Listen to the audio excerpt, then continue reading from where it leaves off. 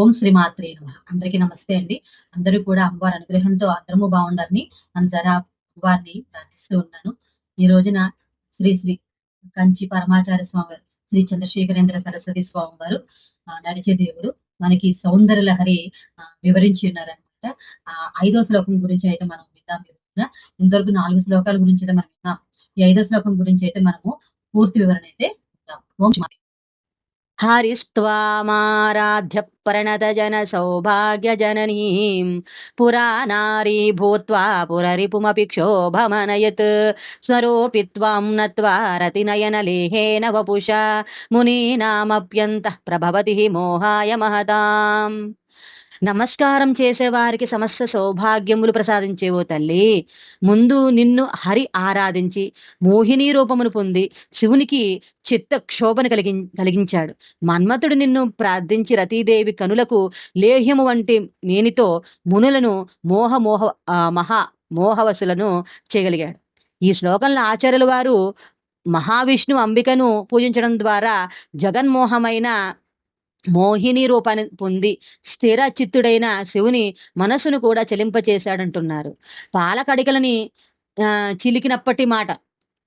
అమృతంకై దేవదానవులు పాలకడలి చిలికి అమృతం సాధించారు. విష్ణు మోహిని అవతారమెత్తి మహామోహ వివసులై ఉన్న అసురులకు తీయటి మాటలు చెబుతూ దేవతలకు అమృతాన్ని పంచిపెట్టాడు.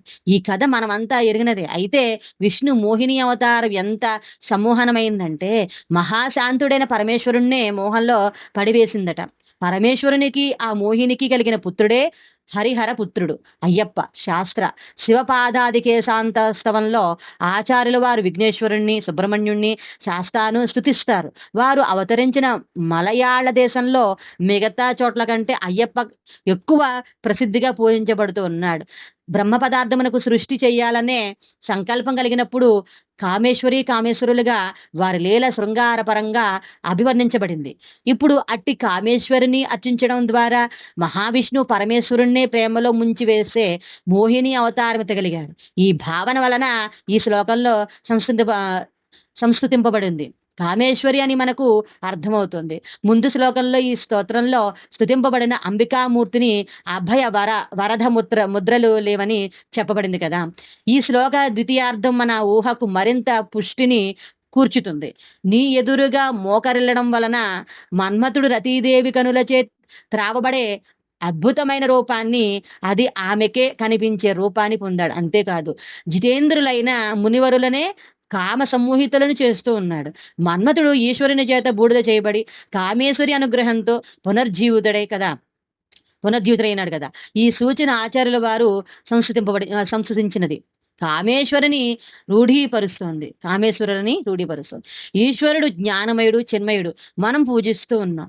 అటువంటి శాంతుని కామంలోనికి కూలదోసే శక్తిని మన్మథునికి ప్రసాదించిందని అంబిక ఎలా సంస్కృతింపబడుతుంది? అంతేకాదు జితేంద్రులైన మునివరులు హృదయాలను సైతము కామ వ్యాకులితలను చేసే శక్తి ఆమె మన్మథునికి ఇచ్చిందని ఎలా పొగడబడుతోంది? ఎంతో ఉన్నత శ్రేణికి చెందిన ఆచారుల వారి శ్లోకాల్లో ఇటువంటి కొరతను చూపడం భావ్యమా? ఆచారుల వారిపై భక్తితో మనం ప్రశ్నించడానికి సాహసించినప్పటికీ ఇలాంటి ప్రశ్నలు ఉదయిస్తాయి కదా. మాయామయమైన ఈ జగత్తు రూపు మాసినప్పుడే జ్ఞానం ఉదయిస్తుంది. అయితే ఈ స్తోత్రంలో జగత్ సృష్టికి అంబికకు ఆపాదించబడింది కామం లేనప్పుడు జ్ఞానం. కానీ ఇక్కడ అంబిక కాముణ్ణి పరిపుష్టం చేసేదిగా పొగడబడుతోంది. ఒకదానినొకటి వ్యతిరేకించే 2 శక్తులు ఉండాలి. వాటి మధ్య సంఘర్షణ జరుగుతూ ఉండాలి. మంచి శక్తులు చెడ్డ శక్తులపై గెలుపు సాధించి విజయ పథకాన్ని ఎగురవేయాలి. అప్పుడే ఆ మంచి శక్తులు విజయ గర్వాన్ని పొందగలవు. అప్పుడే జీవితంలో ఒక ఉత్సుకత జనిస్తుంది. మంచి శక్తులకు గుర్తింపు ఎలా? జీవితం నిస్సారంగా మారిపోదు. ఒక రంగు అన్నీ తెలియాలంటే పూర్వ ప్రకాశం ఉండాలి కదా. పరస్పర వ్యతిరేక శక్తులు సంఘర్షణ చివరికి మంచి విజయము సాధిస్తుందని రూఢీపరచడానికి చెప్పబడుతుంది. ఈ సత్యాన్ని ప్రదర్శించడానికే నిశ్చలుడు, శాంతుడు అయిన పరబ్రహ్మ కామపేరుతుడే ప్రాపంచిక వ్యవహారాలతో సంపర్కం పొందినట్లుగా చెప్పబడుతుంది. పరబ్రహ్మ యొక్క కామం చేతనే ప్రపంచం వచ్చింది.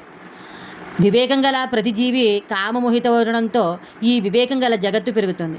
ఈ పరస్పర విరుద్ధమైన మంచి చెడు శక్తుల విషయంలో విచిత్రమైన స్వభావం ఉంది. మంచి శక్తులు కొంచెం దుష్టత్వం కలిగి ఉంటాయి. అలాగే దుష్ట శక్తుల్లో కూడా కొంత మంచితనం ఉంటుంది. వివిధ రసములతో భావాలలో ఈ జగన్నాటకాన్ని అర్థం చేసుకోవడానికి మన సంఘర్షణలోని ఈ సూక్ష్మ సత్యంపై ఒక అవగాహన ఏర్పరచుకోవాలి. సాధారణంగా కామం, క్రోధం చెడ్డవని చెప్తాం. లోతుగా పరిశీలిస్తే వాటిలో కూడా కొంత మంచి ఉన్నట్లు అర్థమవుతుంది.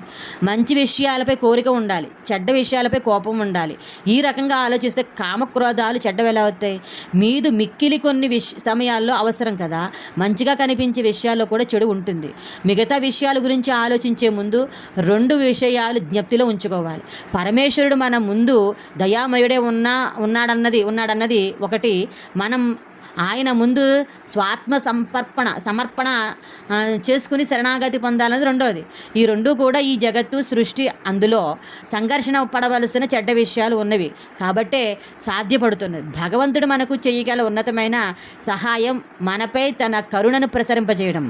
దానికై మనం ఆయనను శరణాగతి పొందాలి. మనం చేయగల గొప్ప పని ఏంటంటే, మనం ఏ పని చేయడానికి సమర్థులం కాదని ఎరిగి ఏ పని చేయకుండా ఉండటమే.